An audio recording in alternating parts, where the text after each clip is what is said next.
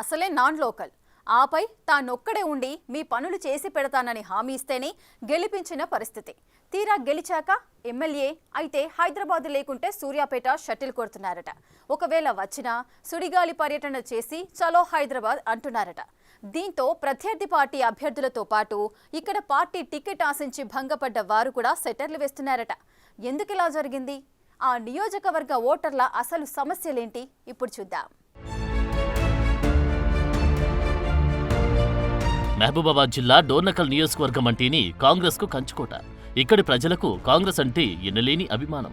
ఆ పార్టీ వల్లే గిరిజనుల బ్రతుకుల్లో వెలుగులు వచ్చాయని భావిస్తుంటారు. హస్తం పార్టీ వల్లే తాము అభివృద్ధి పదంలోకి వచ్చామన్నది వీరి అపార నమ్మకం. అలాంటి నియోజకవర్గం ఏర్పాటయ్యాక 2 సార్లు మినహా మిగిలిన అన్నిసార్లు అక్కడ కాంగ్రెస్ అభ్యర్థి గెలిచారు. 2023 ఎన్నికల్లోనూ కాంగ్రెస్ అభ్యర్థిగా పోటీ చేసిన రామచంద్రనాయక్కి జనం జైకొట్టారు. ఎన్నికల ముందు నిత్యం ప్రజల్లో ఉంటానన్న చంద్రనాయక్ గెలిచాక అందుబాటులో లేరన్న టాక్ నడుస్తోంది. వారానికి ఒకసారి మాత్రమే నియోజకవర్గానికి వస్తున్నారన్న విమర్శలు పోరుమంటున్నాయి. ఈ దిశగా బీఆర్ఎస్ సోషల్ మీడియాలో ట్రోల్ చేస్తూ ఉండడంతో తలపట్టుకుంటున్నారట హస్తం పార్టీ లీడర్. నియోజకవర్గంలోని 3 మండలాలైన కురవి, డోర్నకల్, సీరోలుకు సకాలంలో సాగునీరు అందించడంలో విఫలమయ్యారన్న ఆందోళన వ్యక్తం చేస్తున్నారు రైతులు. ప్రధాన కాల్వలో నీళ్లు పుష్కలంగా ఉన్నప్పటికీ ఉప కాల్వలో తక్కువ రోజులు నీరు రావడం వల్ల కింది ఆయకట్టు వరకు సాగునీరు అందలేదని, ఎమ్మెల్యే దృష్టి పెట్టలేదని ఆరోపిస్తున్నారు రైతన్నలు. ప్రభుత్వ విప్ పదవి వచ్చినప్పటి నుంచి ఎమ్మెల్యే చంద్రనాయక్ హైదరాబాద్లోనే ఎక్కువగా ఉంటున్నారని ఆరోపిస్తున్నారు అనుచరులు. ఈ మధ్య కాలంలో మంత్రి పదవి కోసం ప్రయత్నిస్తూ సిటీలోనే ఎక్కువగా ఉంటున్నారు. అందుకే డోర్నకల్కి ఆయనకు దూరం పెట్టినట్లు చెబుతున్నారు. పార్టీ కార్యక్రమాలను అటుంచితే కనీసం కార్యకర్తలను సైతం పట్టించుకోవడం లేదన్న టాక్ ఒకంత వైల్డ్ గానే స్ప్రెడ్ అవుతుందట.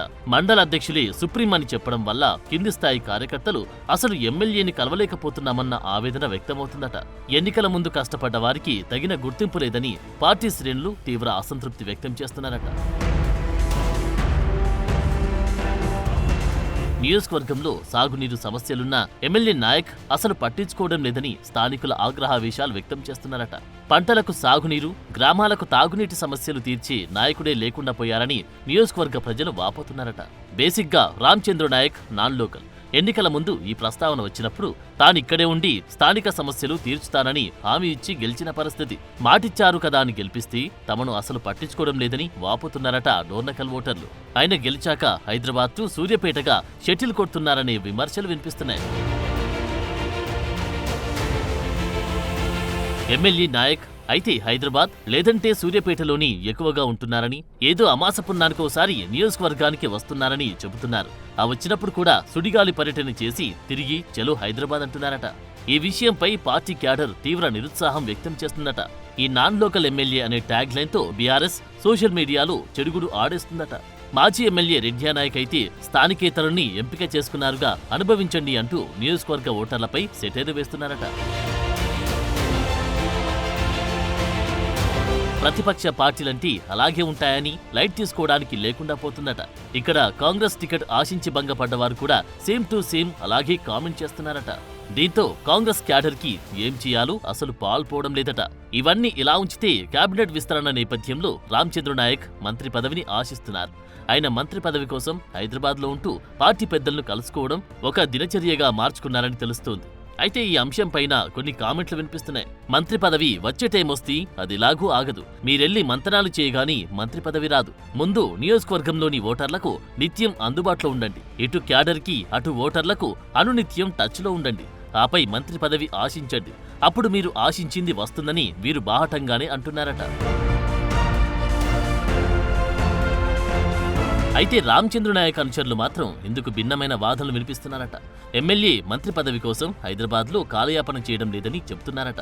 ఇటీవల అసెంబ్లీ బడ్జెట్ సమావేశాలు జరగడంతో అక్కడే ఉండాల్సి వచ్చిందని అంటున్నారు. నియోజకవర్గ ప్రజలు కోరినట్టుగానే ఆయన నిత్యం నియోజకవర్గంలో ఉంటారని వీరు నమ్మబలుతున్నారట. ఈ డోర్నకల్ డోలాయమానం ఏంటో తమకు అర్థం కావడం లేదని, ఎమ్మెల్యే తమకు కావాలని అందుబాటులో ఉండడం లేదా, లేక ఏదైనా పనుండి ఇక్కడికి రాలేకపోతున్నారా తెలియడం లేదని అంటున్నారట స్థానిక ఓటర్లు. ఈ విషయంలో ఒక క్లారిటీ రావాలంటే మంత్రివర్గ విస్తరణ వరకు వేచి చూద్దామంటున్నారట. ఆ తర్వాత కావాలంటే ఎమ్మెల్యేని నేరుగా నిలదీద్దామని గట్టిగా ఫిక్స్ అయ్యారట డోర్నకల్ కాంగ్రెస్ కార్యకర్తలు.